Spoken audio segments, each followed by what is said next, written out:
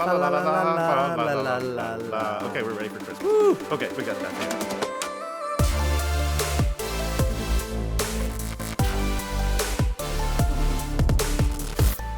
Welcome to the Menlo Experience. I'm your host, Brad Sant, here with Kyle Bach, and this is episode 5. Episode number 5. Brad, have you been watching anything recently on like Netflix or anything like that? What's your go-to show right now? I don't have time for that. You don't have time for a go-to show? No. Oh man, yeah. My wife and I are watching Silo right now, and Really? it's been a lot of fun. I'm lying. It's normally Bluey. You lied last time. We got to work on this. Well, Bluey. I'm not the one tuning into Bluey. But What's your favorite Bluey episode? Because I have a favorite. It's just in the background. I don't really pay that attention. I do have a story about that that's kind of embarrassing, though. Yep. Cool. Please go. Young kids, right? I have Yes. young kids and travel a lot. Yep. And I can tell you almost every single time I go to the hotel and I'm working, I'll be flipping the channels and I literally will stop on Nickelodeon or Disney because it's the background noise I'm used to when I'm working at home. It's quite embarrassing. I look up 5-10 minutes later, I'm like, why the hell am I watching Bluey? Because it's awesome. That's why. I mean, okay, your favorite episode. Grannies. Yeah. Yeah. Tell me the more. favorite part of the episode is there's these 3 kids and they're all puppies and they all, are imitating being grannies, like old lady grannies. Okay. And they're hilarious. And my kids watch this Bluey on loop and I just die it, laughing this time. Paw Patrol is also popular in our house, but Yeah. Anyway, I digress. Paw Patrol, so I have a thing against Paw Patrol. This is definitely a digression, but my thing against Paw Patrol is you have a bunch of puppies and that are basically their leader is a kid, and then all the adults in Paw Patrol are idiots. Mm-hmm. Is that what we're teaching our kids now? Yeah, that's subliminal messaging. That's literally what we're teaching our kids is like, well, good thing we have kids around because all the adults are idiots. Right. One of them carries a chicken in her purse. Right. One of them is mayor. Right. Yeah, the mayor who's an idiot. Yeah, I mean, and then all the bad guys are adults as well. There's a problem here. I think we're just Anyways, instilling confidence in our kids. We've talked about the need for confidence, right? So this is how we're going to get it done. That's how we're doing it. That's how we're going to get it done. Tell them the adults don't know what they're doing either. Right, So right. yeah. Speaking of not knowing what we're doing, what are we doing these days? We've had 4 of these podcasts, right? And Yep. we've talked about elevated and momentum and all these sorts of things. So maybe we take a little reflection on, since we started this, what kind of progress have we made? Elevated experience. I think we've been doing some things well, and I think there's some areas that we're still working on improving. I think that we've been doing a better job, I think, of communicating inside of the company. That's been a lot of fun and just celebrating some of the wins. I think we, even from an elevated experience, I've been really, I think our customer success team and our installation team, and I think there's really just this new concept and just conversation around, okay, how do we, step back, look at outcomes instead of, the specific situation that we're looking at, and how do we, ultimately serve our teachers and our students and our customers, and so I love that is a new, the word elevated is getting repeated around the office, right? I think, the messaging is at least getting out when that word is kind of sticking in a part of the conversation. How about yourself? What are some things you're seeing that we're doing well at with elevated? Yeah, I think that it starts with being mindful, right? And to your point, the word is being tossed around. Mm-hmm. People are being mindful of not just kind of cruising through the day, but what are we really trying to accomplish here, and how does that impact my role in the organization? And so all these things take time to seed in the culture and seed in the organization, but starting to see early bits of that happening. I also think, we've talked a lot about extreme ownership, and pockets of that are just flourishing and continuing to build out throughout the organization. And one thing I've been pretty adamant about is it can't just be leadership pushing that down. It's got to be peer accountability and holding each other to that higher standard. And I think that is something I've really seen happen over the last couple months as we've been really having these conversations with staff and talking about the importance of it. Yeah, I think too, just, we even talked earlier today about this idea that, we're hiring for some new positions and bringing some people in. And part of what we talked about was, okay, we want that same, if we want that elevated experience and we want that extreme ownership, we want that lingo to be consistent, we almost need a development track that as we're bringing people in, that's like, okay, they've got to read this book and we've got to have these discussions. And we're kind of rethinking, in some ways almost, onboarding culture, conversations and training around some of the messaging as well, which I think is new, right? But I think that making sure that that same lingo isn't just a one-time conversation or one-time book group, that we had going on, but now it's a consistent theme that we keep having moving forward. Well, we want to, some ways we want it to take a life of its own too, right? So Yeah. we get that conversation started. We reinforce that. I think feel very, very adamant about what you're talking about, which is anybody new coming in the organization, we need to, it's critical that we make sure that they're starting on that page, not Yeah. that they're getting caught up or they're falling through the cracks and not getting that message. They have to start on that page day one. And so I think that leads to a little bit of change in our onboarding process that we probably need Yeah. going forward to make sure they're at that page. But When you think about culture change like that, I mean, there's obviously people coming into a culture and setting, this is what the culture is, this is who we are. But when you think about changing culture, what are some of those key things that we need? As we're talking about elevated experience and we're talking about extreme ownership and things like that, how do you really see kind of a reset of culture? What comes to mind? yeah, I don't know that we're in a position that we need holistic change, right? I think it's setting a vision of where we want to be and then working towards that direction. I think from a leadership perspective, from my perspective, we got to set that foundational element. And then I think, as I see it at least, people coming in the door, now that their culture adds, right? We Yeah. don't want them to necessarily just be our culture. We want them to add to the culture that we're working on. And so setting the vision, setting the stage of that we want it to be, which we talked earlier this morning, high performance, work hard, play hard, Yep.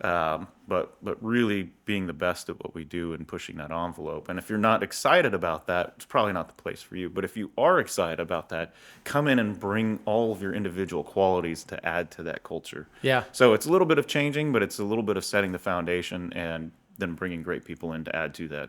Yeah, yeah. No, I think that's huge. I think we've talked about extreme ownership and elevated experience. We've also talked a lot about watching game tape. What are the ways that you've seen our team? What are some examples that you've seen them watching game tape or even us watching game tape that come to mind?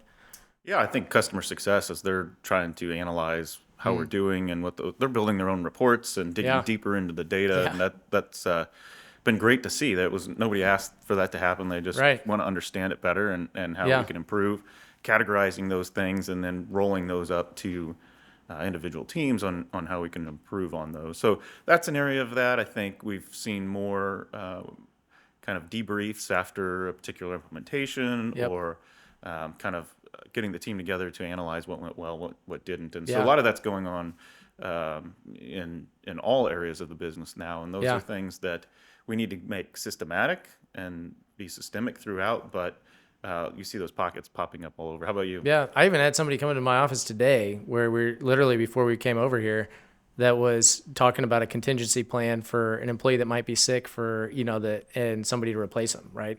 And this person's like, "No, I'm going to be better, but but still we're planning for, that contingency situation, which is, what we talked about even the last time we were together here." And so even being proactive to think of, not only this is watching game tape ahead of time, right? Right. Which is we talked about game tape during the game tape after the game, but also game tape going into the next game. And so I think that was, the fact that, that initiative is coming from the team and coming from leaders, is really exciting to see. Well, you're talking about going from reactive to proactive, Yeah. right? And when you're buried in just the minutia and the day to day, you're stuck in this reactive mode. Yeah. And you can never get ahead. You can never improve when you're always just reacting to what's happening to you. Yeah. So I think that's great to see. What we're talking about here is now being proactive, thinking ahead, and we're getting in control of a situation as opposed to letting that situation control us. So great improvement there. I'm not sure who that was on the team, but the more we do that, the more lights out we're going to be in all aspects Yeah. of the Yeah. That business. was a shout out to Dunbar. Great work, man. And so that was, I agree. I think some of the reports that we've seen from customer success has been huge. Some of the evaluations we've had customers at times that, that a narrative can get formed. And that narrative, may have had some truths to it, but over time it's kind of ballooned over time to be a little bit more than truth, right? Maybe just an exaggeration. A lot of salespeople, the 3x Can exaggeration, happen a right? little Yeah, bit. it can happen at Yeah. times.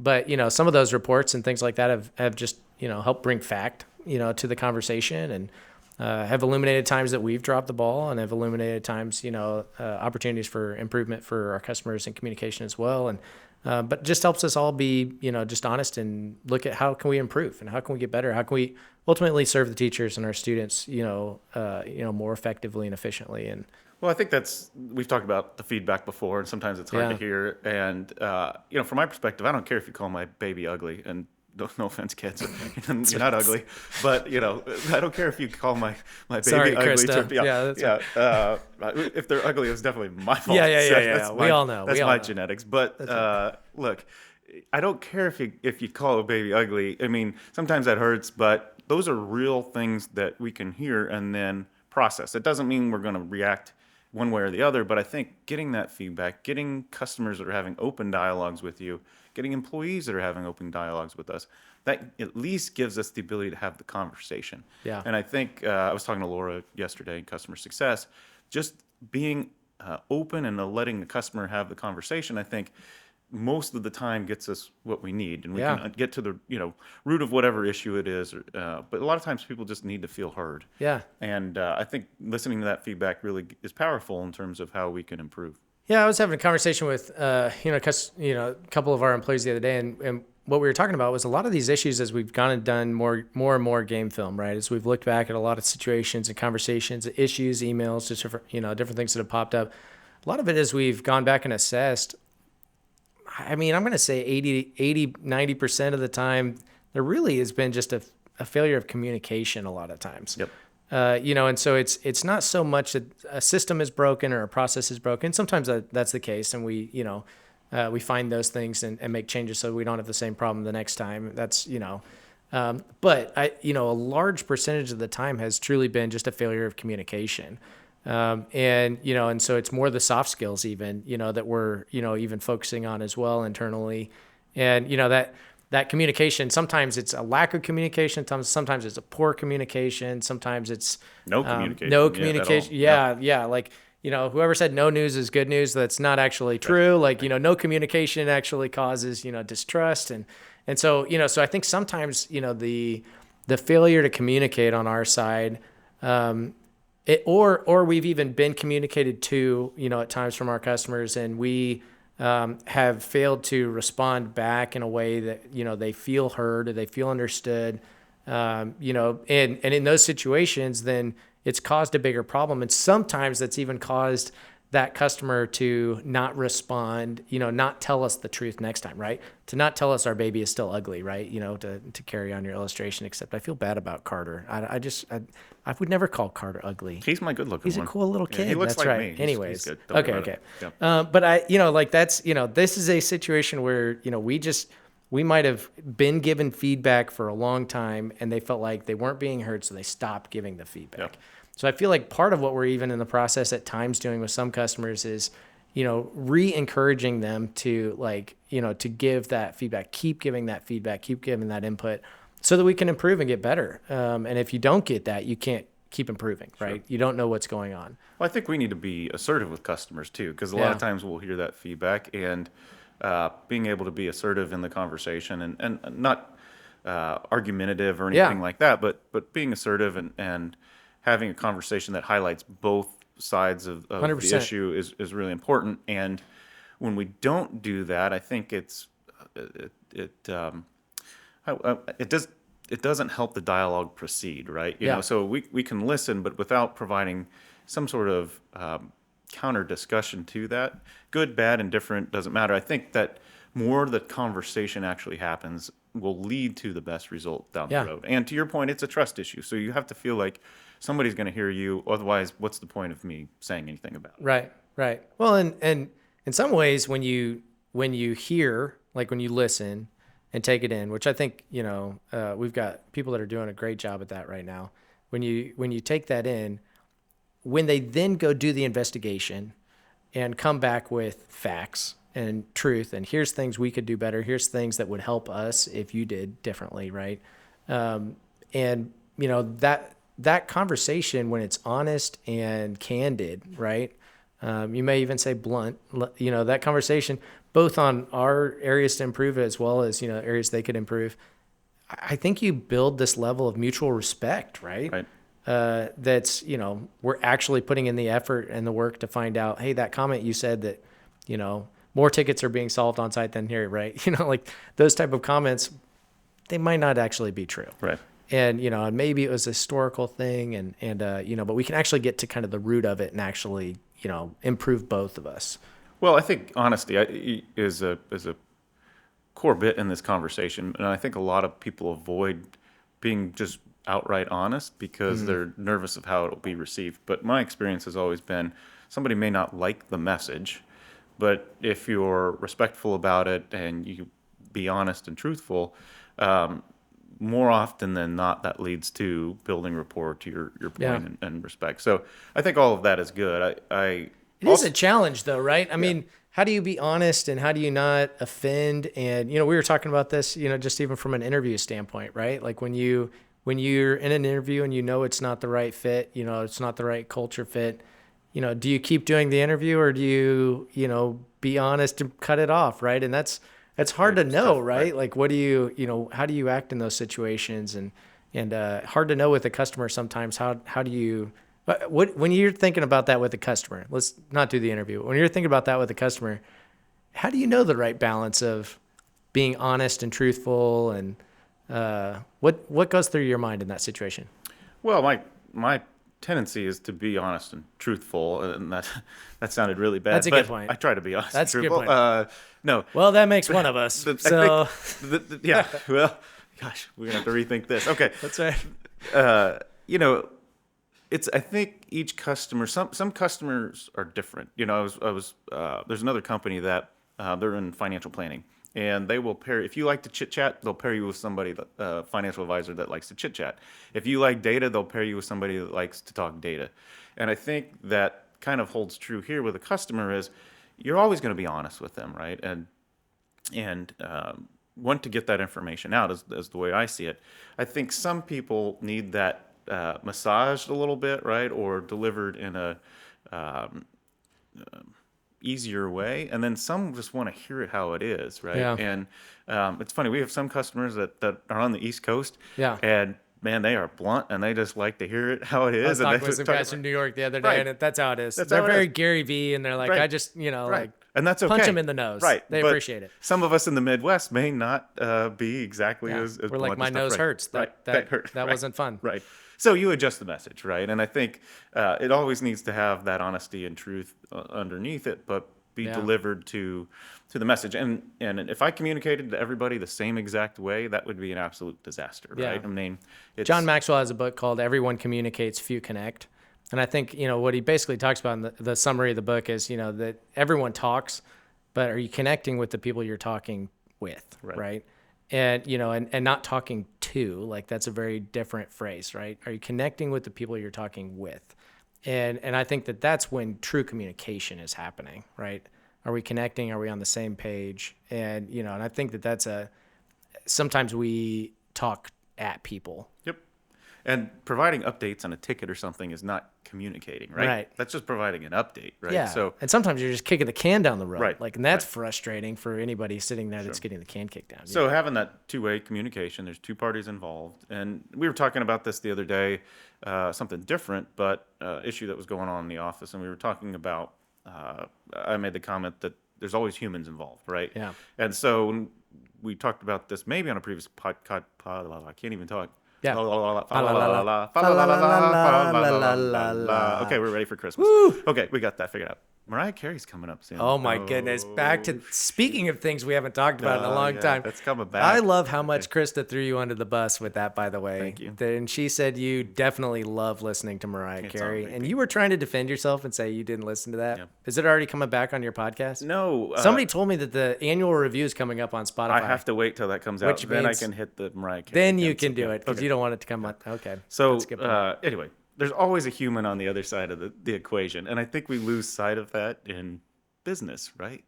We think of transactions and Yeah. tickets and these kind of things, but there's a human on the other side. Yeah. And so if we can stop ourselves, think through that, whether it's somebody working on our support desk and understand there's a human on the other side as a Yeah. second grader that can't log in and has got tears in his eyes because he's super frustrated, or there's a teacher that's trying to talk to us 5 minutes in between a plan time and Yeah. stuff like that. There's always a human on the other side. And I think that if the more we can remember that and keep that mindful, the better the communication gets. Yeah. Yeah. No, I think that's huge. And I think we're getting better at having that conversation and being mindful of that. And because some of those people on the other side love Mariah Carey. So, that's just how it is. I feel like I'm just going to be thinking about Mariah Carey the rest of this conversation. While we're talking about artists, we might as well bring Taylor Swift into this Oh my conversation. gosh. Yep. Yep, So I'm going to yep. pivot this conversation Our a little good bit. friend so- here dressed as Taylor Swift, Swift yeah. last night. Thank you. Yes. And Yeah. and it's a guy. So, that's just That's how our it is. producer. Yep. That's our producer. So, but yeah. Okay, so here's a little bit of a bird walk, but reflecting here on Taylor Swift, and I'm getting super tired of hearing about her. Tell me your deep thoughts on Taylor Swift. I want to know. She's not What's at your Mariah favorite Carey's song? level. Do She's you have not a at wristband? that level. She's not. Okay, but I am a member of the fan group. So I was thinking about her and Travis Kelce, right? And you've got this external force or influence that has really changed, quote, his business, right? When you look at Travis Kelce, he's gone commercials, Yeah. everything like that. So what is the Taylor Swift effect that you can bring to a business, right? I mean, you bring this outside influence that is so massive, right? How do you do that? Shoot your shot at that, right, if you will, to go bring in some outside influence that's going to take you to the next level. Because Yeah. clearly that little relationship or pseudo relationship or whatever it is, Yeah. but that influence has taken Travis to the next Look level. at his momentum. Right. I mean, both they showed the stats on football, like of his momentum, right? He's double He's that- double as which is effective right. when she's in attendance. Which, by the way, we lost to the Broncos, and hello, she wasn't in attendance, right? So are we just doomed to fail and have failure Travis Kelce if she's not in attendance? Okay, I have a really interesting theory, but we're going to pause for this little football conversation because we haven't talked enough sports. But Yeah. did you notice he was at the World Series game Friday Yeah, night, right? And I so that's did. a big talk. I did. So how much of his head is more in the game because he's not outside prior to a game when she's not here versus when Well, it she depends is? if you're listening to Shannon Sharp and what he had to say about him being at the baseball game on Friday night, because he and Ocho Cinco didn't. Ocho Cinco, yeah. He was like, Ocho was like, whatever, he can go to a baseball game, and Shannon Sharp was like, no, this is the NFL. You need to be focused. But it's interesting because some people, if they have that disconnect, they're more focused for the game, right? And so. Yeah, I don't know. That's a good question. What do you think? What's your theory? I mean, for this pause? It can be good or bad, right? I mean, you could look at that and say he's focused and wanting to produce because he's got influence and wanting to show what he can accomplish, or there's distractions are real. I mean, it doesn't really. I mean, I think about it in business, whether you have family or kids or other health issues or whatever, those distractions are real, right? Yeah. And so at some point there's an influence. I don't know where it's at. Well, now, we've talked even, if you take this back to business, we've talked a lot for us about, getting into a different verticals and things, right? We've had those conversations, and, as we talk about different verticals, or do we stay, focus in on K-12 and go, all in, and so some of those side things, distractions, right? All the commercials he's doing, I'm sure, in the off season and stuff like that.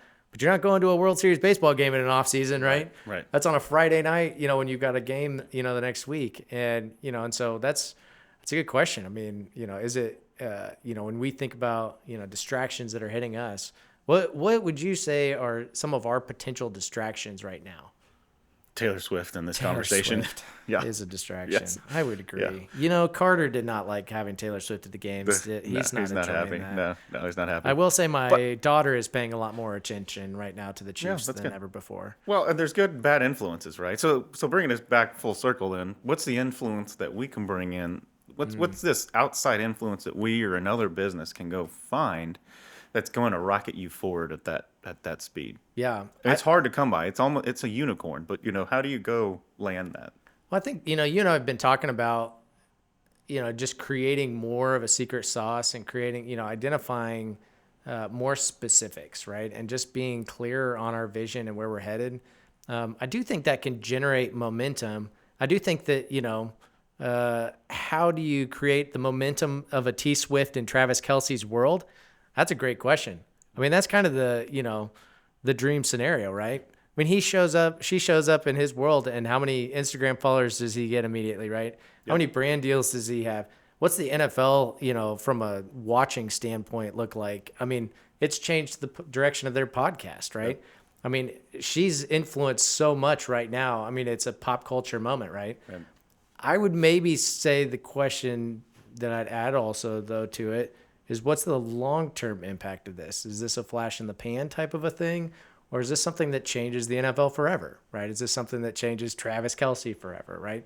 And maybe it is, right? And maybe it is something that just completely changes the direction. I've been watching the Beckham documentary on Netflix, right? And, Beckham married one of the Spice Girls, right? Posh, if I'm remembering correctly. Sounds right. And so, that changed the direction, of his life, right? And so, we've got a whole documentary, and now Messi's in the U.S., just got the Ballon d'Or, right? I think is how you pronounce that. Maybe, I don't know. Seventh one. I think he's got 3 more than Ronaldo. And he's playing in the MLS. First MLS player to get that award, right? Crazy. This is big time in America. Sporting KC's in the playoffs, hopefully still in the playoffs when this comes out. Yep. And, so that's, it's that type of momentum. It can be life altering, or it can be a flash in the pan. So I think the real question is, how do we, what are those opportunities? And you don't get them all right every time. But I do think that if we look for those type of opportunities and influence and momentum, you don't need to get every one of them right. Yep. You need to get a couple of them, or Well, maybe one. What's really interesting in this conversation, I think your question is a great point, because manufacturing one of those opportunities is nearly impossible. And some you can do that with marketing and those sorts of things, but it's nearly impossible. However, the point is, what makes it sustainable? You have to be ready for the opportunity and seize the day when it comes, and be ready to take advantage of it. And so that can happen in a micro opportunity or some sort of macro opportunity. Yeah. And all of our team and everything we do on a daily basis, we need to be looking for those opportunities and be ready to seize them. Because if they pass you by, normally you're going to get one shot, maybe 2 shots at them. Yeah. But that's it. And so I think your question is excellent in terms of how you look at that and being prepared for those opportunities and take advantage of them the moment they show up. Yeah, and the whole team has to be ready for it, right? In a business setting, it's not just you or me that is ready for those opportunities. And we might have a huge opportunity that comes up that we take advantage of. Maybe a customer that changes the direction of the company, right? We might have one of those come up. You and I might say we're ready for it, but it's the entire team that has to get behind it, and leverage each other together, working together towards that. And I would say, nothing gets me more excited about just where our team is at and the direction that's moving than when we're, talking about some of these opportunities that are around the corner that we do think are some of those momentum opportunities for us. And, basically the team's like, let's go, let's, bring it on. And, when I hear that just from our team, that's, man, I think we've got an exciting, just opportunity ahead of us here. Well, decisive is a word that I've been talking about lately, and I think when those opportunities pop up, you have to be decisive. Maybe you want to choose to be decisive, not to take advantage of that, because it could be a distraction. It could be something that sounds like the best opportunity, but really is a distraction. So, I mean, you got to have your head focused on ultimately the vision and the goals that we're after as an organization, or whatever you in your personal life, so that when to take advantage of those opportunities and be decisive. And we've talked about with decisive, going for the no, right? In some of those situations. And so when we talk about that, what does that mean, going for the no? I'd much rather hear the answer is no, or we rule it out as fast as we can, if not almost immediately. Yeah. Because then we're not being distracted and losing cycles over something that's ultimately not going to pan out. And, you think about chasing a customer for 9, 10, 12 months that you think is a great deal. Wouldn't it be great to just know that that wasn't right to begin with, and then you can go put your energy in somewhere that you're better aligned. Yeah. So, Which is kind of brings us back to, looking at, okay, so what is a golden opportunity for us? Like what are those, momentous, right next steps, and qualifying some of those things even in advance, right? This thing is a great opportunity, is a potential, needle mover for us. One of Laura said this week, the weather setters, right? And so what are some of those things that would set the weather, the direction, for us as a company, as opposed to, checking the weather, yeah. right? And For us, that's where we fall back on EOS and our annual and 5-year goals, yeah, long-term goals. So we have that. And if it's not aligned with that, we really shouldn't be going down that path. So for us, we want to be increasing revenue substantially as well as yeah, our customer base in our markets that we serve in terms yeah, of K-12 and so forth. So if it's not aligned with trying to achieve that objective, it may sound great. It may actually make a lot of money, but for what we're after and what our goals are as an organization, it's a distraction. yeah. Isn't it amazing? Because obviously, every different vertical and things like that you approach, clearly you can build a business out of that. Otherwise, Absolutely. it wouldn't be a thing, right? And sometimes I think we try different directions or try different opportunities, and we're almost pushing through them so much that then you get into the sunk cost, fallacy, where it's, like, well, we've put so much time into this, like we almost got to make this succeed. And it's like, no, like cut your losses now and move forward. And, so that we can better serve, our target market and our customers. Well, Necessary Endings, I think, tackles this really well. That book talks about the need to celebrate the death of something, right? Yeah. Like, so Yeah. you have a idea that you chase, or a business division, whatever you want to say, and it didn't work out. Have a big party, celebrate the death, and kill it. Yeah. Don't shy away from it. Just Yeah. make it a big thing and move on. And I think Yeah. that's some really good advice, because it brings some finality to that, much like you're having a funeral for a business division or whatever. Put it to rest and move on. Yeah. The idea of chasing and it's going to get there at some point is going to lead you down a terrible path. So. Yeah. Yeah. Agreed, man. Well, I think, we're also coming into, and maybe this is our final wrap up, but we're coming into, Thanksgiving season here.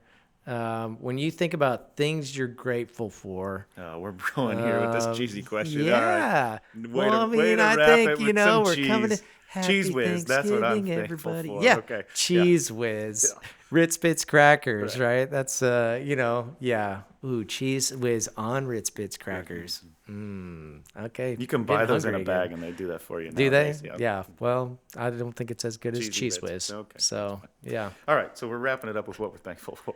Well, I think that, when I think about, just this season, I think about just, where we're headed, just grateful for our team. Just in all honesty, like, and I think that I know that you are also, and I think sometimes, as taking the time to celebrate and take the team, out to dinner, that was a lot of fun, and just grateful for them. And I think we've got, it's been fun to see the team come together and just be working hard and really just knocking a lot of things out right now. And that's been just exciting to see. Yeah, I agree. Thankful that our team is doing the hard work every day for students and teachers across Yeah. the country. Yep. That's a core business that we have, and we make such a difference the better we do with that. Yep. And so I'm thankful for that, for our team, and that recognition probably is way undervalued in what they do on a regular basis. But also thankful for all of the people that I've seen step up and are ready to join us on this journey Yeah. and take it to the next level. So, Yeah. as we talk about the elevated experience, that team is delivering it, and it's really an honor and a privilege. Yeah. That at least the way I look at it, my role to be able to work with so many great people, talented people, smart people, and eager to really take it to the next level. So Yep. that I'm thankful for. I'm thankful for all that's coming down the road, because I know it's going to be great, and Yep. our opportunity to work with everybody. So Yep. with that is the Menlo experience, and we'll see you next time. Goodbye.